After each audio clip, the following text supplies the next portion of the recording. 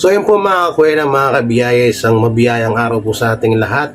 At naway nasa ligtas kayong kalagayan at mega love shoutout sa lahat ng supporter po ni Jiggy Bara, especially sa mga Team Biyaya, Kalason, Triboy, Longo. Yan, mega love shoutout sa inyong lahat.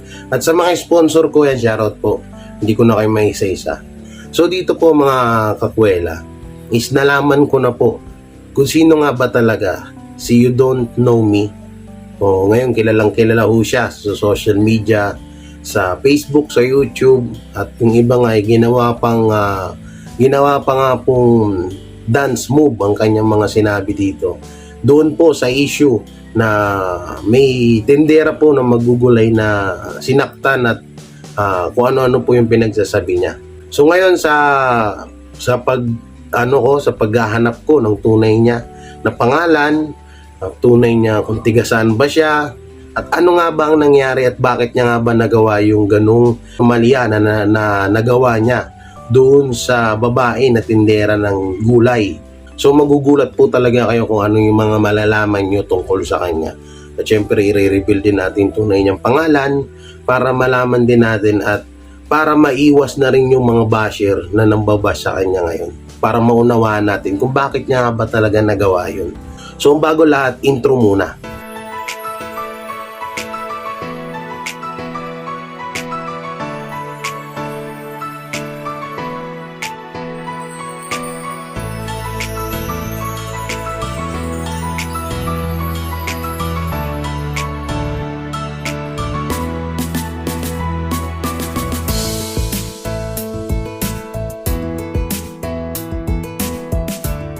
So, ang tunay pong pangalan dito sa tampok sa ating video, dito kay ate na nag-viral kamakailan sa Facebook sa pananakit sa isang vendor, ang tunay niya pong pangalan ayon sa pagsasaliksik ko ay siya po ay si Rosbad Barriento Sulit na tiga Libertad, Zamboanga del Sur.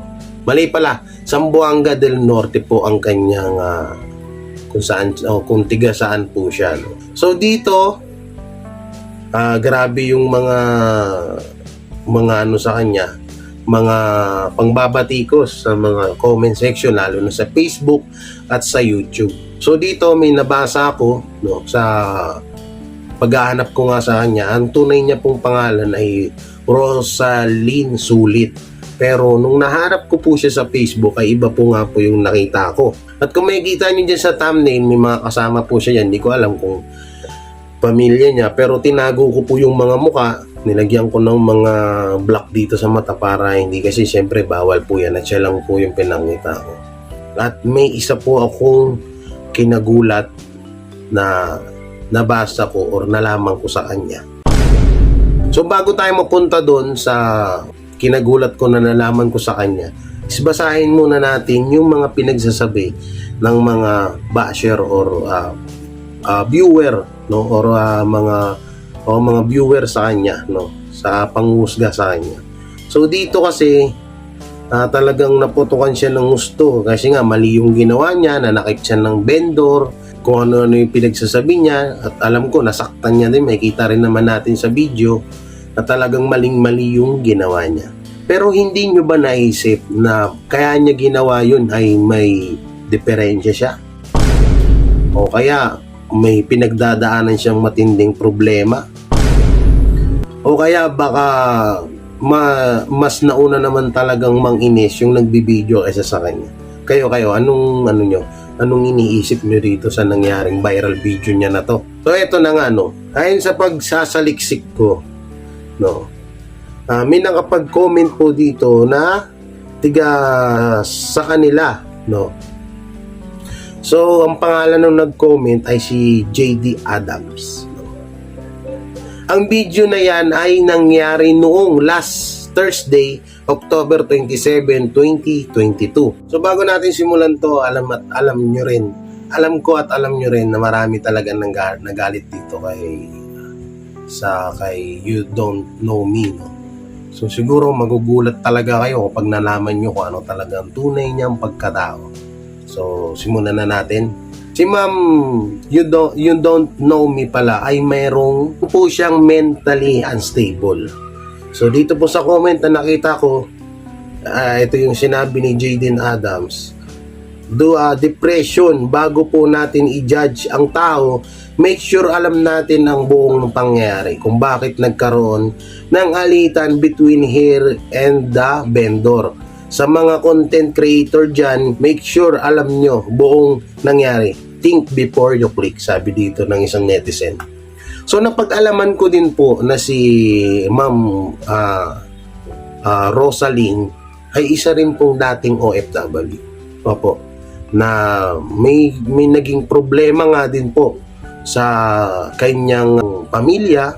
So tutuusin nga po sa kanyang Facebook account, nakita ko nga po yung profile pic niya is may mga nakaburol, pero hindi ko nga po sure kung sino ho yun, no? At bakit ko nga po pala siya nasabing siya nga ho talaga yun. So may kita nyo dyan sa video yung picture niya. So kayo na humusga kung siya ba talaga yan o hindi. Yan.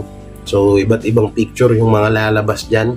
Kayo na lang po ang mangusga o ako ba'y nagkakamali kung siya ba yan o hindi. So dito pa, isa pa pala, no, tama yung sinabi ng isang netizen na bago tayo manghusga ng isang tao is alamin nga muna natin. Una-una nga pala, nagkataon lang daw po na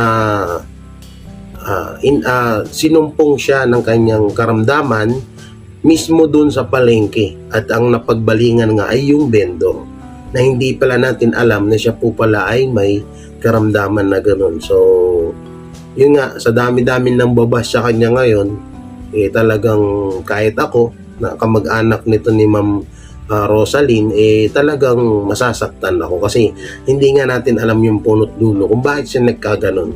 Kasi tutusin, kung babasihan po natin yung video, wala naman talaga nakikitang mali yung vendor doon at nagwawala lang si Ma'am Rosaline. Pero kung titignan nga ho rin natin, ay hindi nga po normal ang mga kinilos ni Ma'am doon, yung si Ma'am Rosaline doon sa video.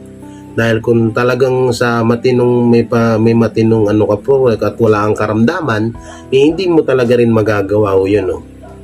Tsaka ayun pa nga po, ang nakikita ko nga dito is depression at family problem, yung isa sa mga problema o dahilan kung bakit nagkakaganito si Ma'am Rosaline. So sana tayo lahat is naunawaan na natin dito sa video at sana wag na natin i-bash si Ma'am Rosaline. Kung sa halip mas damayan natin siya sa pinagdadaanan natin ngayon.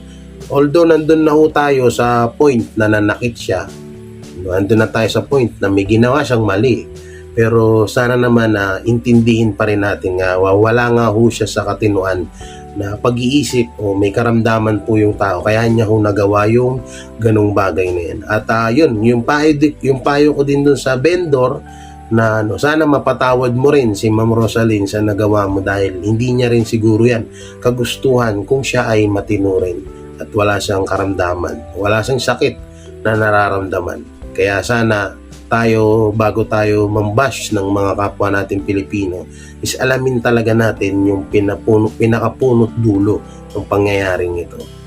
No, sana maliwanagan kayo at sana stop na. Tama na yung ano. Tapos meron pa nga ako ng mga nabasang comment dito na bakit hindi siya inaalagaan or bakit hindi siya ginagabayan ng pamilya niya. Unang-una, wala tayong alam kung bakit nga ba nagkaganon. Bakit? Kasi sa tingin ko mukhang maayos naman si Ma'am Rosaline at mukhang talagang may oras o may panahon lang na sumusumpong yung sakit niya na yun. May mga tao siyang napagdidiskitahan, no? So sana unawain na lang natin at sana sa mga makakakilala sa kanya, unawain natin siya ng lubusan at huwag natin siyang patulan. Gawa ng siya nga po ay may karamdaman at isipin din natin na kapwa natin sa Pilipino na dapat natin pangalagaan. No, sana marami kayo natutunan dito. So sobrang dami ko pang nabasa dito ng mga pangbabatikos kay Ma'am Rosaline.